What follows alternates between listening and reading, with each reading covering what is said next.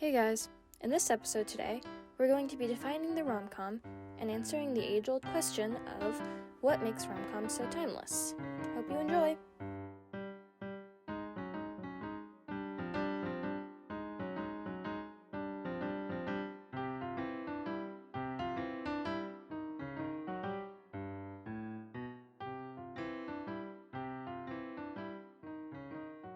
We're Bella and Esme. And you're listening to Romcast. Now we're going to introduce ourselves. I'm Bella Tyner, and I'm in 12th grade, and we're doing this because we both like movies. Stop! We both like movies. I wasn't the biggest rom-com fan until you got me much more into them than I thought I would ever be, and now we're here doing a podcast because we both like podcasts. I should introduce myself. I'm Esme Kiara. I'm also in 12th grade. Seniors, woo!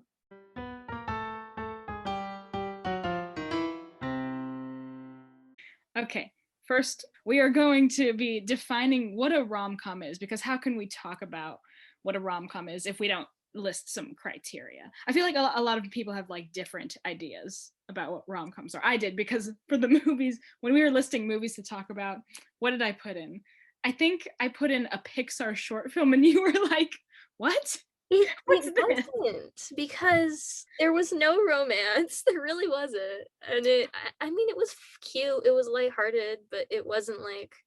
It wasn't a rom. Yes. Yeah. I get what you're saying. I think I have a very loose definition of what a rom-com is, but what are the criteria we listed? Do you want to go over the criteria? Okay, well, the best definition I could find was a movie that deals with love in a light, humorous way, which is pretty vague, but I mean, it kind of gives you an idea. But then, if you want to go into more specifics, I would say that it has to be the central focus of the plot. Like, you know, at least one love story. Sometimes there's multiple, like Crazy Stupid Love, multiple romances in that. Sorry. Oh, it's got Steve Carell, Emma Stone, Ryan Gosling, before La La Land.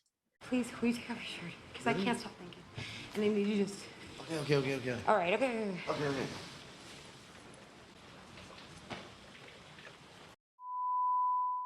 Seriously? It's like you're photoshopped. La La Land, by the way, is not a rom-com. Really? Are you sure? There's not enough calm. But there's not enough calm. One of these days I'm really like, Esme, is Marriage Story a rom-com? Okay, well, anyway. Well, this brings me to my next point, is that there should generally be some kind of misunderstanding between the main love interests, and in the end, they will overcome this misunderstanding and get together. And La La Land, they don't stay together. Spoiler, I've seen La La Land. What am I talking about? Anyways, yeah, that's a good criteria. It's a good criteria. Can books be rom-coms? I mean, because it's more of a movie genre thing. Well, because okay, if you go back to like rom-com history, rom-coms did not start as movie formats, because movies did not exist until you know, the late 1800s, early 1900s. Yeah. But you know, there were plays like okay, Shakespeare, like A Midsummer Night's Dream, Much Ado About Nothing, you know, his lighthearted comedies with romance involved. So more of like something you can watch, like a play or a movie, like a visual medium. Yeah. That's a good although there are romance novels, and we read Pride and Prejudice. If you want to talk about a rom-com as a novel, Pride and Prejudice is it's funny, and it was romantic. Okay, so they can be novels sometimes. Okay, I'm learning so much. You have bewitched me, body and soul, and I love you. I never wish to be parted from you from this day on. Okay, you can always tell rom-coms are you always know they're going to get together. You know they're gonna, but it's just about the way you arrive at the store at the station that makes it good. Yes, you just have to find the good ones, you know. There's so many rom-coms out there, and really, yeah. Where have I been? They date back to basically the beginning of movies, because I mean, people love stories about love, and so you're not Yeah. gonna want to watch a dramatic, sad one all the time. Sometimes you just want it to be happy and not really have to think a whole lot. And that's what's nice about rom-coms is because you pretty much know that they're gonna get together. It's just the part of finding the good ones is finding the ones that actually have interesting plots that aren't so formulaic, or like Formulaic, yeah. there's also should be good chemistry between the actors. Yes. And yeah. The man says to the salesman, I just need bottoms. The woman says, I just need a top. They look at each other, and that's the meet cute. You basically, like, you grew up watching those kinds of movies, right? Or am I wrong? Yeah. I mean, I grew up watching a lot of different movies. They kind of did tend to be old movies or rom-coms or both, just because it's what my mom liked watching. It's funny though, because I'm not a very romantic person.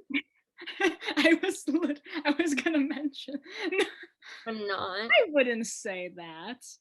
But they kind of hold a special place in my heart. The Netflix ones, I mean, You granted, have a I soft haven't, spot for rom-coms. yeah, but Yeah. I haven't seen every single Netflix one. The majority of them I have seen are somewhat disappointing. Yes. You have zero experience with guys. You've never even had a boyfriend. Whatever. Wearing a skirt like that is asking for it. Seriously? You want to go down that road? I think that rom-coms, they're not very few rom-coms out there are actually the best movies ever. Mhm. It's just about how they make you feel, you know? That Yeah. every single rom-com has to be an Oscar-worthy thing. Yes. If it makes you laugh and you go, "Aw," then I would say it's a successful rom-com. I have to like stop being critical of movies because otherwise I'm just gonna tear apart every single thing that comes my way. Anyways, what Well, else? I think we should call it a day, honestly. I think we've got some good stuff. Yeah. Do we have an outro? I sound like a YouTuber. This is official. We'll make one. We'll make an outro. We'll figure it out.